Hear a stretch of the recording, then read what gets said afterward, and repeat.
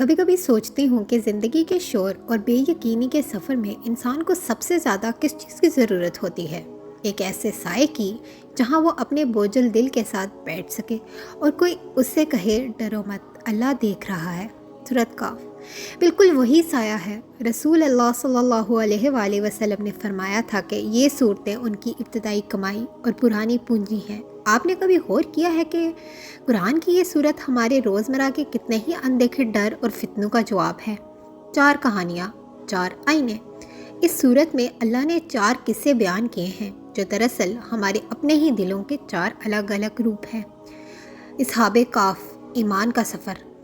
چند نوجوان جن کے پاس نہ طاقت تھی نہ لشکر، بس ایک فیصلہ تھا کہ سچ پر قائم رہنا ہے۔ دنیا کی نظر میں وہ غار میں چھپ گئے تھے، لیکن اللہ نے اس غار کو ان کے لیے رحمت کا آشیانہ بنا دیا۔ جب زمانہ تمہیں اکیلا کر دے تو جان لو کہ اللہ کی بنا سب سے بڑی جگہ ہے۔ 2 باغوں والا شخص، دولت کا فریب۔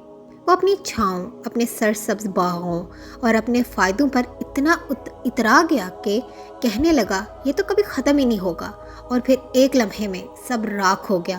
انسان سمجھتا ہے کہ اس کی بنائی عمارتیں ہمیشہ رہیں گی، جبکہ یہاں تو صرف رہنے والی ذات اللہ ہی کی ہے۔ موسیٰ علیہ السلام اور خضر علیہ السلام کا واقعہ۔ علم کا غرور۔ جب حضرت موسیٰ علیہ السلام جیسا جلیل القدر پیغمبر ایک انجان شخص کے پیچھے چلتا ہے تو یہ ہمیں سکھاتا ہے کہ علم کا مطلب غرور نہیں، عاجزی ہے۔ ہمارے سامنے ہوتے ہوئے واقعات کے پیچھے کتنی ہی ایسی حکمتیں چھپی ہوتی ہیں جن کا ہمیں پتہ ہی نہیں ہوتا، جو ہماری عقل میں آتی ہی نہیں۔ یہ اللہ کے منصوبے ہوتے ہیں، یہ اللہ کی حکمت ہوتی ہے۔ ذوالقرنین کا واقعہ، طاقت کا امتحان۔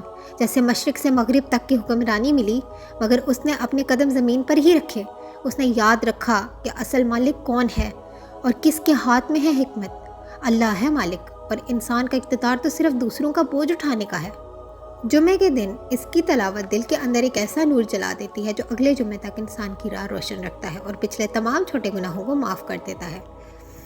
آنے والے وقت کا سب سے بڑا فتنہ دجال کا فتنہ ہے۔ انسان کا ایمان اور اس کے رزق پر حملہ کرے گا۔ وہ دنیاوی معجزے دکھا کر دلوں کو خریدنے کی کوشش کرے گا، مگر نبی پاک صلی اللہ علیہ وآلہ وسلم نے فرمایا کہ جس کے پاس اس صورت کی پہلی یا آخری 10 آیات کا نور ہوگا وہ اس کے فریب میں کبھی نہیں آئے گا، اور جب رستہ بند نظر آئے تو وہی دعا مانگو جو غار کے ان نوجوانوں نے مانگی تھی: اے ہمارے رب، ہمیں اپنے پاس سے خاص رحمت عطا فرما اور ہمارے معاملے میں ہمارے لیے ہدایت کا سامان مہیا کر۔ زندگی کی تمام بے چینیوں اور دجل کا حل صرف اپنے پروردگار کی طرف لوٹ آنا ہی ہے۔ کیا آپ نے اس جمعے سورۃ کاف سے اپنا رشتہ جوڑا؟